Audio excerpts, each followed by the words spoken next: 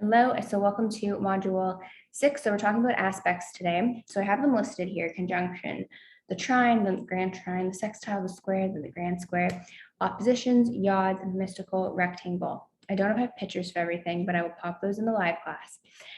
Making sure you're on track with the journal prompts, maybe making some flashcards for the aspects if the flashcards have been helping you. Doing a goal check-in. If you wrote down your first week, I think I'd everyone write down what their goal is for this course. Please check in on your goal to see how you're working towards it and if there's anything that you need from me. And then just continue on with, studying our planet science houses in addition to these aspects, because there's going to be a little quiz at the end, just like for fun, but I have that there's a reminder, I think, every week. So an aspect. So aspects, I don't have a picture, but there are the crazy lines. If you have your chart out, make sure you have your chart in front of you if you don't already. Aspects are the crazy lines in the middle, the blue, the red. Some of them make shapes, some of them don't. Some people have more, some people have less. Sometimes there's more of the red, sometimes there's more of the blue. Every chart is unique. It's very interesting to see the different configurations. So basically what an aspect is it's like you have a planet over here and you have a planet over here, and this is how they're talking to each other. So they can either talk to each other nicely, just the blue, or they're having maybe a little bit of an argument or a tougher time understanding each other and getting along. That's the red.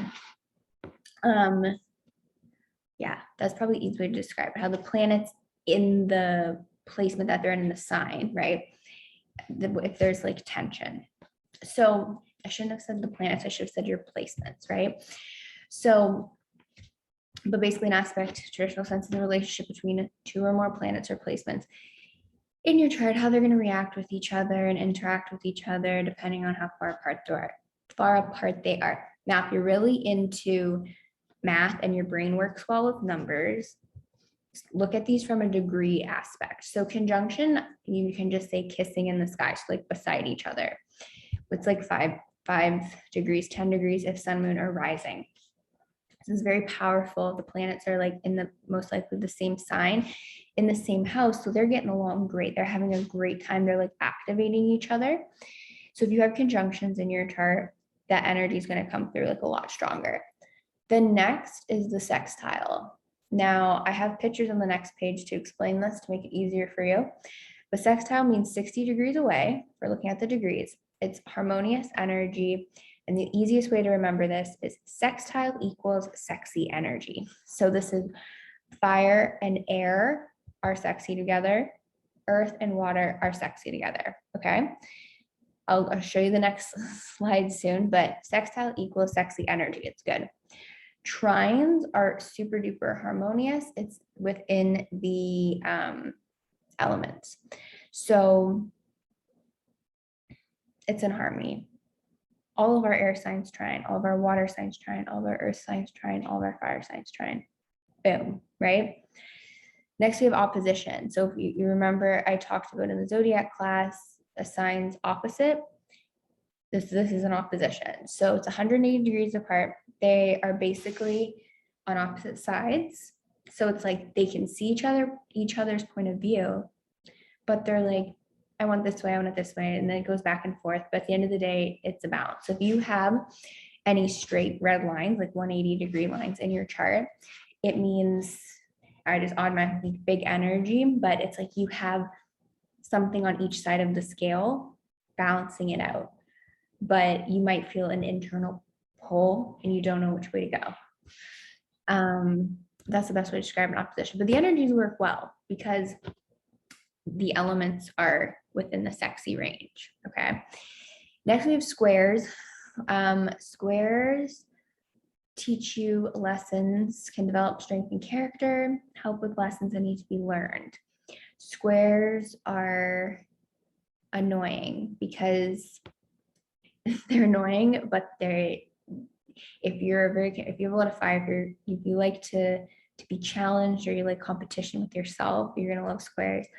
You might have a lot of squares in your chart, but the squares basically, if you think back to the modalities that we learned, cardinal, fixed, and mutable, all the mutable signs, Gemini, Virgo, Sag, and Pisces, they make a square. And I'm going to demonstrate that in the next slide. if it goes. The next slide, please. So I'm going to jump down here to squares because that's what I was just talking about. But you see how I did them in a square for you. So Aries, Cancer, Libra, Capricorn, then we have Taurus, Leo, Scorpio, Aquarius, Gemini, Virgo, Sag. So it's like the squares in astrology. So if you know the modalities pretty well, you know the squares. So basically, if you have a square, and a square is just like one line, but then if you draw a straight line, see how this is kind of like the 90 degrees, and then this is 180. Look, Aries, Libra, opposition. I have it up here too. Cancer, Capricorn, boom, opposition. Taurus, Scorpio, opposition. Leo, Aquarius, opposition. Gemini, Sag, opposition. Virgo, Pisces, opposition. Then they square each other this way, right? Like this way. And then this way too, the day. So basically, with these squares, if you can write every single one of these out, or you could just have a flashcard that says like, what is a square? So I lost my train of thought, but with squares, looking at our modality one, which is cardinal, these guys are all gonna like get along in a sense because they all want to lead. They want to be the leader. They all have ideas. They want to take charge and initiate them. But the tension comes from they're all going to want to lead in a different way. Aries is going to want to lead with fire. So just instant impulsive action. A Cancer is going to want to like nurture the idea more and maybe have just a little more softness with how they lead and nurture as they're leading. A Libra, before they lead, is going to ask everyone what they want and if they're okay. And a Capricorn is just straight up business, let's go, hard work, what's our next goal, let's go, next goal. Like they might have a more systematic approach to Capricorn. So all these guys are going to get like agree like, hey, let's lead, let's be a leader, but there's different approaches on how you take charge and lead and execute an idea, and that's where they kind of disagree. So if you have any of these energies in your chart making squares, you might feel conflicted on how you want to take initiative on something. Going to our fixed modality, Taurus, Leo, Scorpio, Aquarius, these guys are the stubborn signs, but they're the doers, they're hard workers. They do the same thing over and over and over again. So all these people, we'll call them people, all of these signs here are very probably disciplined with their routines and what they do. So they're all going to want to stick with the same things. But again, it's going to be different things that they're going to stick with, or their own little rituals that they have and their own routines. It's going to be focused around different things depending on the element, right? So onto mutable, all of these signs here, they're going to have one thing in common: going with the flow, changing their mind. You might find it even common, like if you're a Gemini. Hi, I'm a Gemini. I get along with Sagittarius, Pisces, and Virgo quite well. Like I know a lot of them. I get along with them because the energy, it's very go with the flow, chatty. Let's talk about this. Let's talk about that. Oh, you want to do this? Oh, let's do that. It's very like bouncy.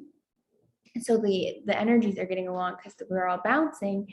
But Gemini is going to go straight to the mind. Sagittarius want to go on an adventure. Pisces is going to potentially want to like, okay, wait, guys, too much energy. Let's go meditate. And then Virgo is making a list of everything that they want to do to like keep track of the other energies kind of bouncing around. So like, they're going to have a different approach on how to go with the flow, or the things they want to go off and flow with and change their mind about. So hopefully that describes it well. But if you know the modalities, you know what a square is. Okay. And I'm going to tell you, if you know every sign's opposites, we have our first 6, so like 1 through 6, and then you know 7 through 12, you know our opposites. And then if we go down here to sextiles, I'm doing this in a completely different order. We look at the sexy energy, or sextiles, or sexy energy: water and earth, fire and air. If you know the elements, you know the sextiles, right? And even if we talked about, I believe, the yin and the yang. So the yin is yin and yin, sexy, yang and yang, sexy, right? And then the trines, if you know the elements again, but with all 3, you're good for that. Now I said grand trine in your chart. I wish I had a picture. it's basically where you have, so for me on my chart, which I have on here, I have a Virgo placement, I have a Capricorn placement, and I have a Taurus placement. But because of degrees are so important with aspects. You see how it kind of crosses up here at the top? I almost have a grand trine in Earth, almost. And then this little fun thing here is a T-square. I don't have this listed, I don't think. But see, it's like Gemini squaring Pisces, Pisces squaring Sagittarius, Sagittarius opposing Gemini. And the energy's kind of getting stuck and you ping off into Virgo. It's a fun thing. I can go over this more in the live, but so see like here, a red and our yellow orange sextile, but we have here the green. So like Earth, Taurus, the Aquarius, it's a square. My Venus and my Mars square. Gemini, and this would be called a tight aspect because it's 23 degrees, 22 degrees. 8 to 4 to 11. I guess it's pretty tight of an aspect. A fun one though is I have an 8 Sun, 8 Uranus, both in air. We have an exact trine. I always think that's cool. So, okay, I'm gonna go back here though, and then I will say a grand square would be if in terms of degrees, because I do have a Virgo placement. So I do have like a Gemini, Pisces, a Sagittarius, and a Virgo placement, but because of degrees, there is no line forming. But you see how this line here could form with this one potentially, and this one could form there, and it would make like a red square. That would mean I have a grand square in mutable. So it's just all this mutable energy is bouncing around, right? Sometimes I don't know what to do now. I couldn't even imagine having that square, but this grand square would like look like a square, grand trine, a triangle. So it's basically, when you see it in a chart, it's like like for the grand trine, you've mastered that element somehow. And if you have a grand square, like you really need to lean into that modality and learn it. So yeah, I'm going to stop there. Did I go over them all? A mystical rectangle is sextiles on either end of your rectangle and then trines. So instead of it making like a triangle, it makes a rectangle. So it's like water, water, earth, earth, but then we have earth and water, earth and water. Hopefully that makes sense. I'll bring pictures. I think my cousin has a mystic rectangle.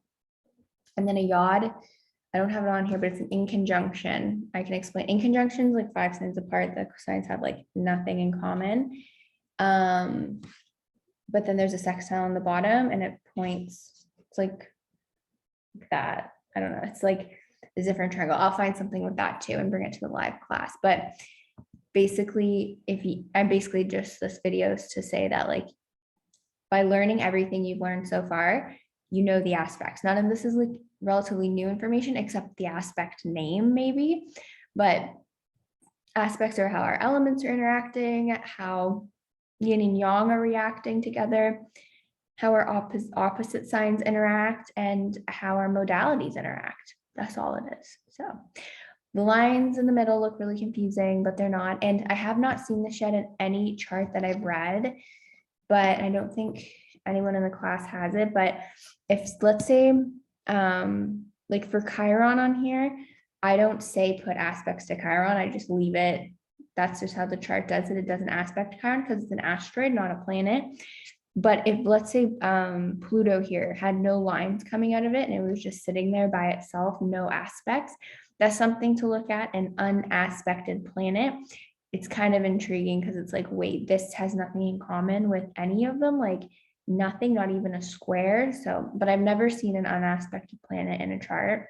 So yeah, that's like one of those things where it's like an empty house. We have an unaspected planet, but nobody has that. So we're good. So any questions, please bring them to the class and I'll bring examples. But if there's an aspect that you still don't get, even though you know your elements and your modalities, please bring it to the live class and I will see you next week or whenever the class is.